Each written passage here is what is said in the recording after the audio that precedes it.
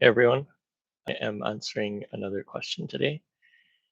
And the question is I'll just read it out.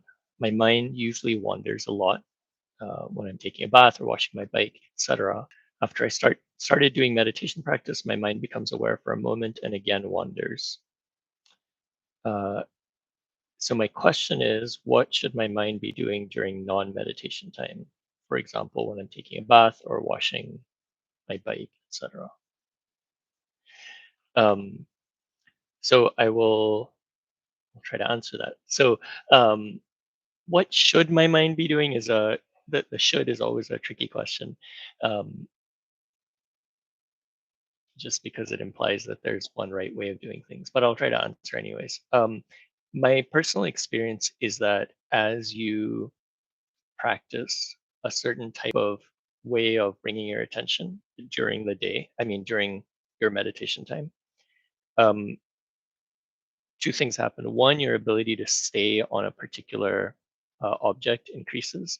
And then two, your peripheral vision, if you will, your ability to hold your interoception or your body awareness in kind of your peripheral vision also increases. So the experience of going through the day is that for me, I'm still in many moments of my day unaware uh, of my breath or unaware of my body sensations. However, uh, compared to before, I would say that there's a lot. There are many more times when those are both a part of my periphery, as well as there are times when I remember to come back to the breath in the middle of some other activity. And it's not so much like let me meditate right now, but more just that they become part of my awareness. So that said, if you go on a Goenka Vipassana retreat, um, the guidance you'll get the second and following times you go when you're considered an old student is that there is no break time, that during the entirety of the retreat, your goal is to continue to be aware of the breath, excuse me, or continue to be aware of body sensations. So I think there is a way in which um, maybe with lots of practice that becomes your default way of being, that you're constantly aware of your breath, constantly aware of your body. That's not been my experience yet. um, I'll just pause here and say again, I'm not an assistant teacher in the Goenka tradition. I'm not qualified to teach Vipassana. I'm just someone that's been practicing for about a decade, and I've been teaching in more of a secular mindfulness tradition. So I just want to make that clear that I'm not speaking on behalf of sort of the Vipassana, official Vipassana community by any means. Um, what I, the way I often describe it, and just to like add more flavor to this, is that when you do push-ups, you don't do push-ups with the expectation that you're going to be doing push-ups all day. No one goes through their days constantly pushing heavy loads with their chest. However, you do push-ups or you do exercise so that you have this capacity, and that capacity stored in your muscles becomes a latent capacity that you can then deploy when needed in any situation. And it might be a situation like actually lifting something heavy, or it might just be a kind of fitness that infuses everything you do. Maybe you walk a different way because you've been exercising, or maybe you change the way you eat because you've been exercising. Um, so some are more overt, like actually lifting or pushing something, and some might be more hidden, uh, like just the way you eat or the way you walk.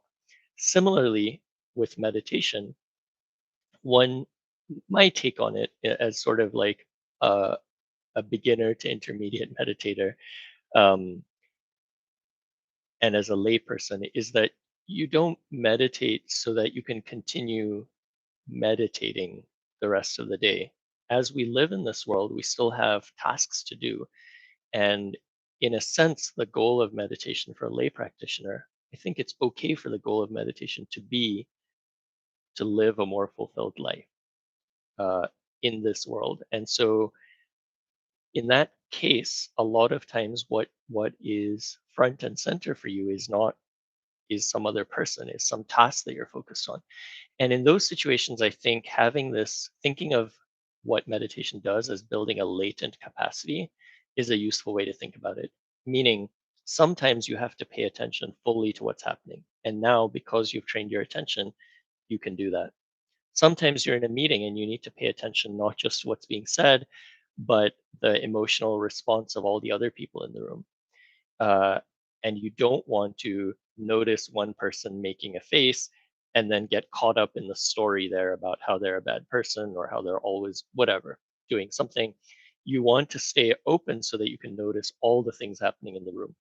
Again, your ability to deploy your attention in certain ways becomes useful there.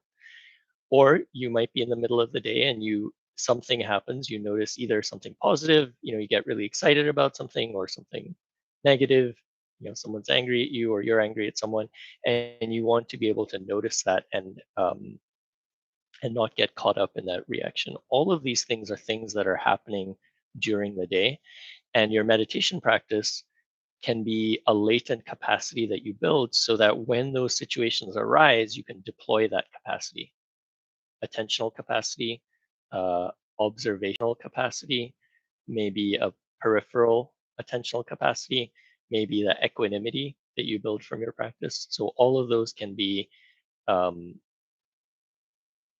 can be this latent skill that you deploy as needed. So that's my personal take on it.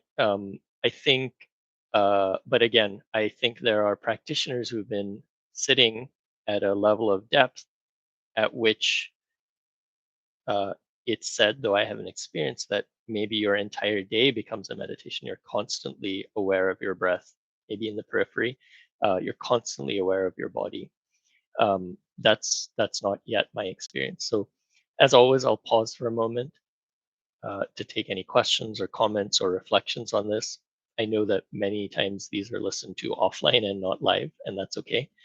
Um, if you have questions or comments, after the fact, you can add them as a comment on the video, and I try to answer with a video response. So I'll just pause for a bit. And as I'm waiting, in case there's any reflections, I'll just say again that I'm not an official Vipassana teacher in any way. I'm not speaking on behalf of the organization in any way. I'm not claiming to teach Vipassana in any way. I'm just a longtime practitioner myself, and then also teach in the secular space.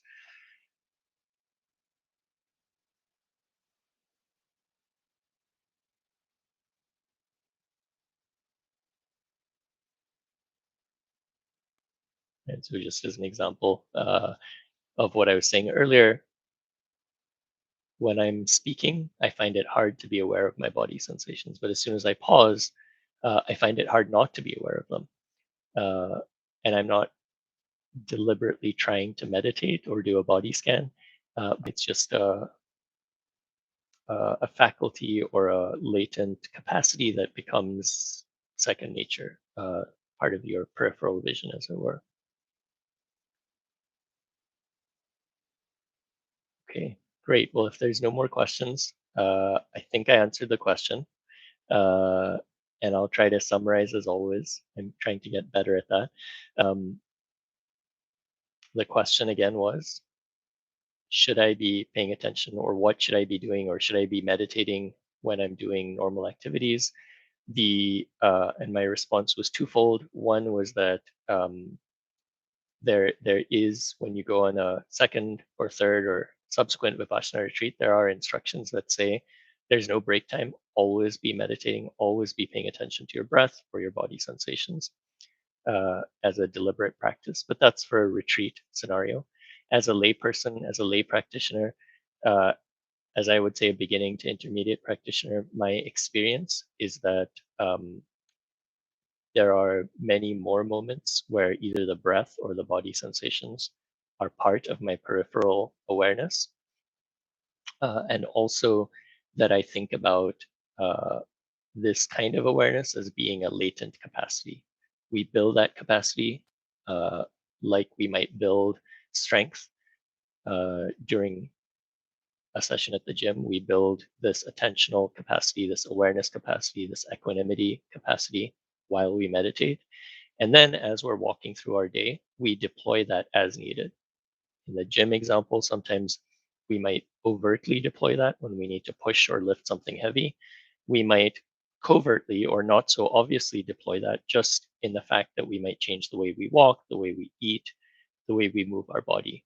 Similarly, in the meditation example, we may overtly deploy those capacities when we're trying to focus on something, when we're trying uh, to bring our attention to many different things at once, or when we get overwhelmed by a strong emotion and we're trying to be equanimous in the presence of that emotion. Those might be the more overt ways that we deploy that capacity. And the more covert, or covert's the wrong word, but the more indirect ways that we apply those capacities. Examples might just be that, again, we might change the way we eat just because we're more aware of how food affects our body, or we might change the way we talk, not because we're trying to be good or trying to be anything in particular, but we're just noticing the effect that certain actions have on our bodies and on us. Um,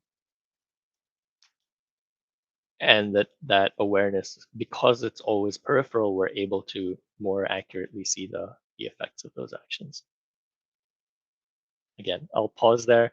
If you have any comments or questions or follow-ups, please post them to the comments, um, and I'll do my best on them. With that, thank you, and I hope this was useful.